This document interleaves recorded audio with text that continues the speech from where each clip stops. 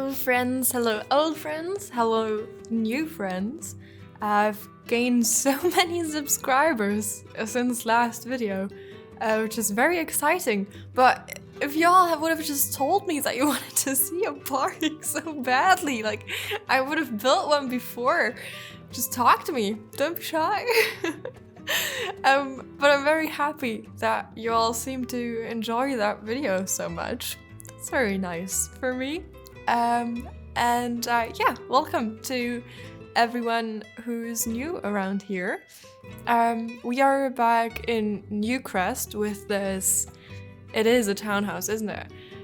I guess I'm looking for a different description because this is not your typical townhouse, or at least this is not what I think of usually when I hear townhouse.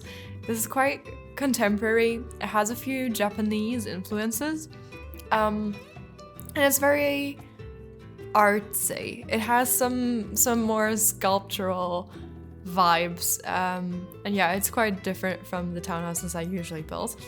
But I've still put this one in Newcrest, not with the other family of townhouses that I've started building, but where I've placed my converted gas station. So that's the build that you see to the left.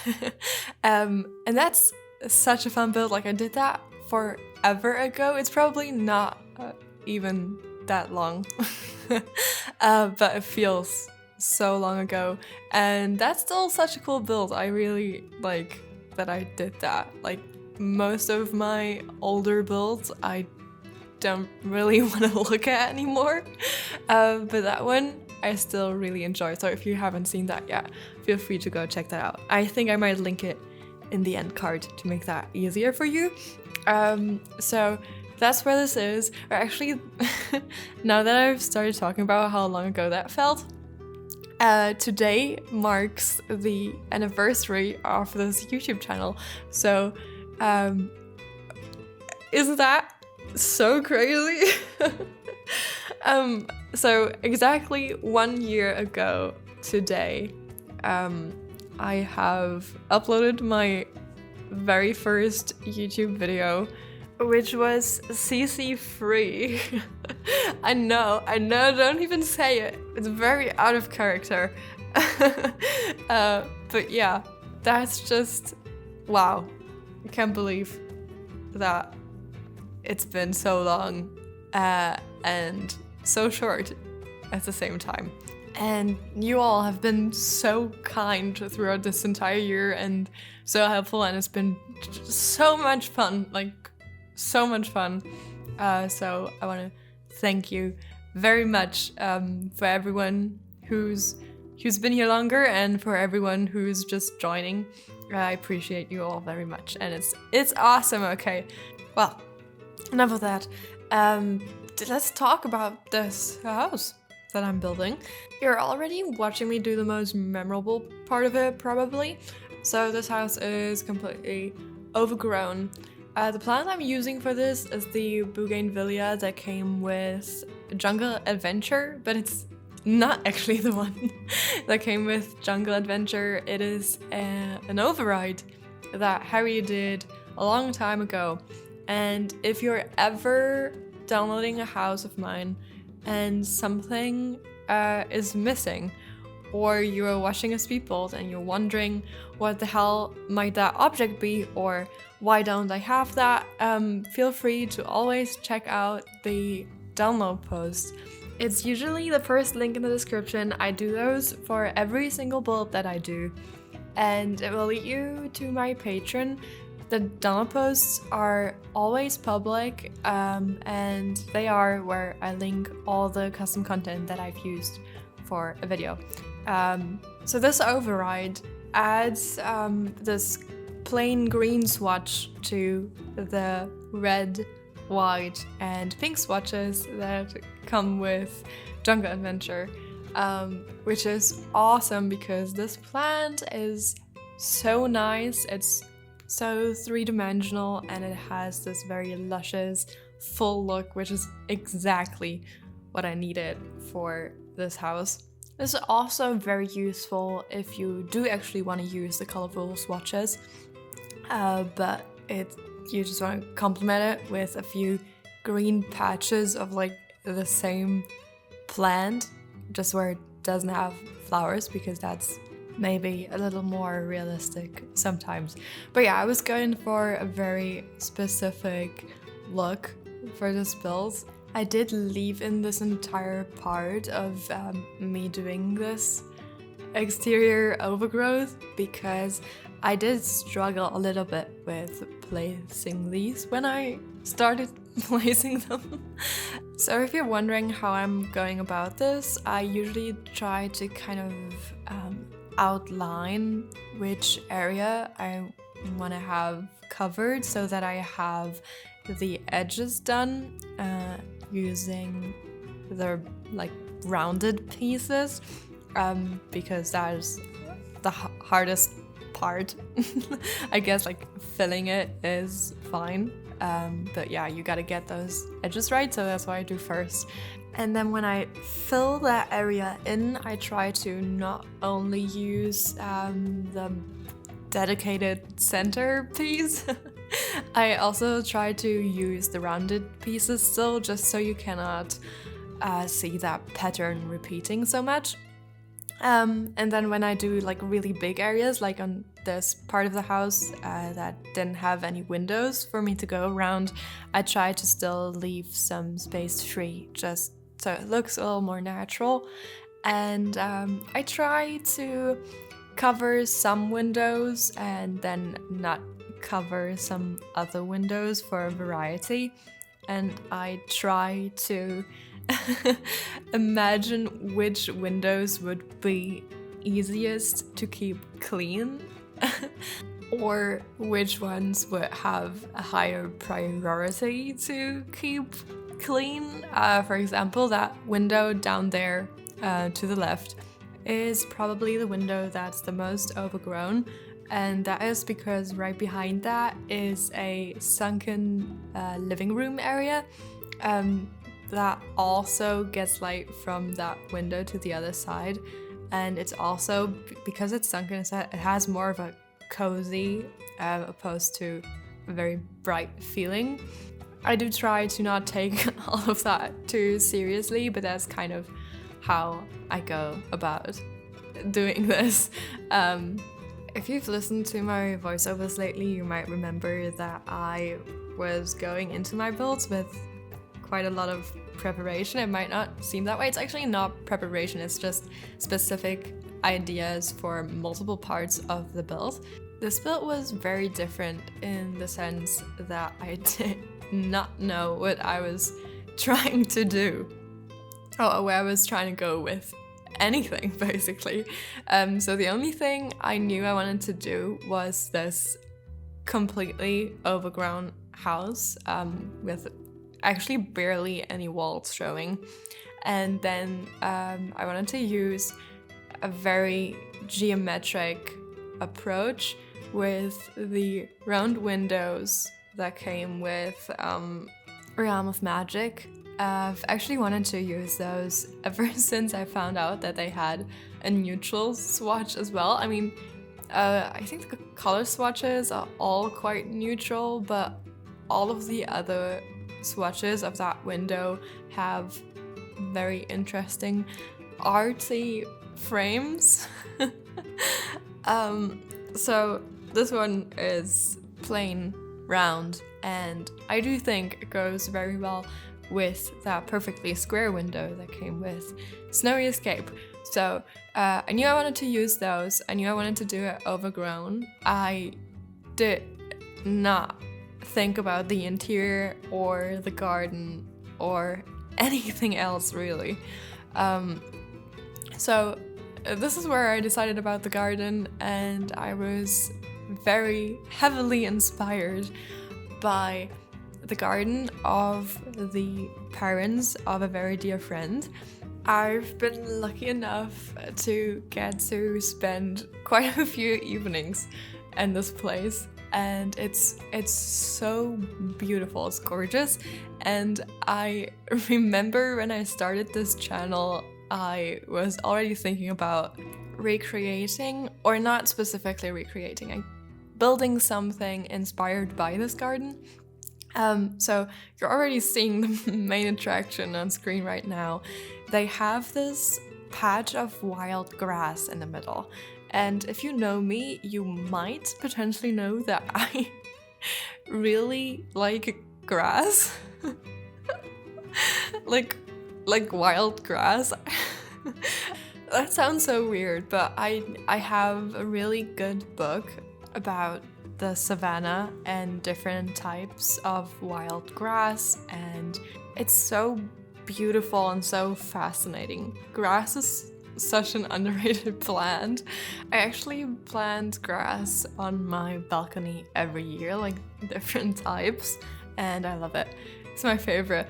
This got really weird quite quickly, but now these people have this amazing patch of grass. It's like very geometric, but it's like an art installation, and you gotta know these people are artists, and you can tell by looking at their home. But it's so beautiful and so interesting. I've never seen anything like it before. So I've used this striped lawn technique to really emphasize that grass patch in its wildness. And I've made sure to put in that one specific type of grass from base game that sways in the wind, which is my very favorite. Love putting that everywhere, and it's honestly enough to make it seem like the entire patch is moving in the wind, which is magical.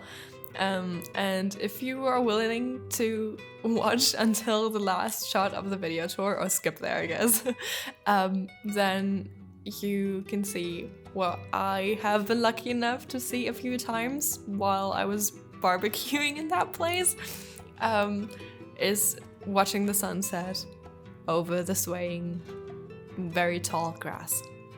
Awesome, epic, unforgettable.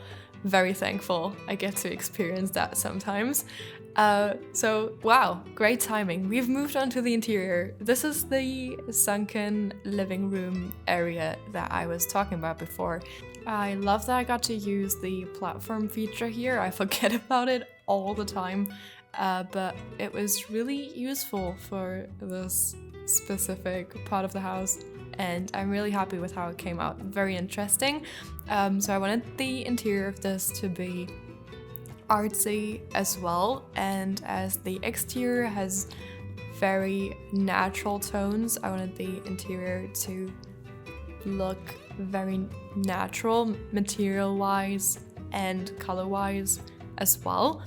But because that can turn quite samey really quickly, I've made sure to introduce lots of different textures into this interior as well, which obviously starts with that marble flooring, which is quite intense, I can admit that. And I was definitely deciding on whether or not to use that for quite some time. But I think it works, as I've chosen this concrete wall throughout the entire house, which gives texture but almost subtracts color with that seriously grey tone.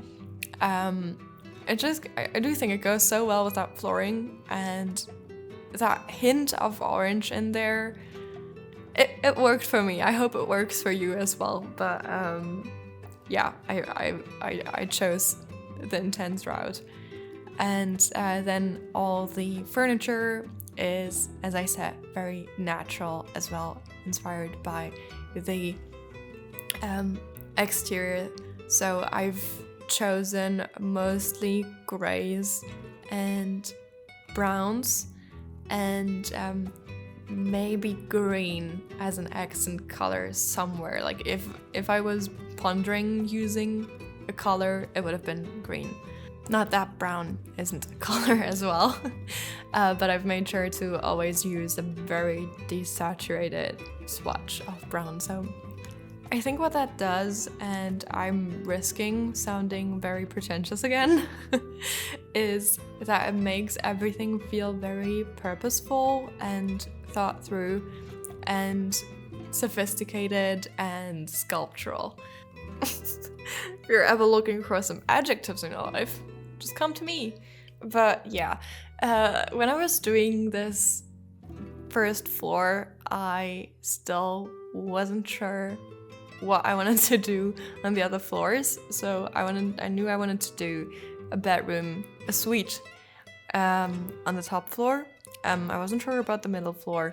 I was considering letting these people have a child, but then I didn't want to. I think you could easily turn the second story into a room for a child or children or whatever else you might need. Oh, by the way, these curtains worked so well for texture, like epic. Epic texture. I don't know, there must have been something in my blueberries today. I don't know what's up. So I made the entire second story into this sort of activity room, which I've heard is very useful in The Sims, but would be easily convertible into whatever else, a bedroom. Oh, they could also have a dog. Not sure if you'd want to give the dog an entire story of this home, but the family that this house was inspired by also has a dog. So she's very happy about that garden. I just keep forgetting that pets exist in The Sims. But I'm also kind of guessing that if you want to play a family that has a pet, you're probably gonna put all the items for that in whatever house you download anyways. They don't really take up so much space, do they? So yeah. Oh, I completely forgot to talk about the feature of this build that I actually appreciate the very most, which is the cube window. Do those things have a name? If yes, that's probably not their accurate name. But yeah, that window right above the bathtub that goes in 3 directions. I'm making this so much more complicated than it needs to be. I'm sure you already knew what I was talking about when I said a cube window, because it looks like a cube and it's a window and it's really, really cool. Like when the light shines through it, it's magical and I love it. And I love having it above the bathtub. And it was just exactly right for this very contemporary geometrical architecture. And I loved it. I love putting it there. It looks awesome and it makes for some beautiful sunlight. If you're wondering what I'm doing right now with this very brown rug, I wanted to introduce some warmth to this bathroom because it felt too cold to me. And now that there's more of that same color, it looks fine. Sometimes you just gotta trust the process. But I remember specifically when I put that rug in there, it looked so awfully wrong because the color was way too intense against all of that gray, but it kind of got muted by all of the other warm mid-tone browns that I've then put in there as well, and now I do think it was absolutely worth it. Also, I got to use Harry's spoons cabinet as a dresser, and that was awesome. I love this little dresser wall. I was imagining that this was not solely used as a bookcase, but that behind that those closed cabinets in the living room bookcase, there will also be some more space for clothes. Not that you would need so much more, because this is actually quite a lot of storage space. But these are artsy people, so maybe they enjoy fashion as well and have lots of clothes. Who knows? My general approach to this interior, but especially the 2 upper floors, was quite minimalistic. I guess these gray concrete looking walls inspired me to do that. And because of the geometric architecture, especially the windows. I do think that works quite well. I've been talking about how I struggle with simpler interiors in The Sims, so I don't think this would be considered proper minimalism in real life, but if you've seen my other builds, you know that I usually clutter a little bit more than I did in the bedroom and on this floor as well. I should probably thank the floor for that because it adds a lot of visual interest, and then that texture on the walls is just so perfect. Like, it doesn't take away from anything, but it just adds that right amount of texture. That wallpaper is from Harry's Brutalist bathroom set, by the way. Oh, and you're catching a glimpse of that stairway to the left right now. I usually do not record my like floor plan and the stairs and doing the flooring and the wallpaper and all that boring stuff on the interior, but I was really happy with how that stairway came out, which is surprising because I usually don't care very much about that part of a build. I'm sure you feel the same way, but I've just added a few art pieces, actually lots of art pieces, to that stairway, and that made me like it. So if you want to see how that looks, you can either download this build or check out the video tour that is coming up soon, because I'm pretty sure I've put a shot of that in there. And that is the activity floor, almost done as well. There's some painting, there's a piano, and there's a computer. Anything a sim might need, except for the cupcake machine, basically. I could also see a scientist living in here. Well, wherever that came from. Thank you so much for spending these 20 minutes of your day with me. I will talk to you next week. Bye bye.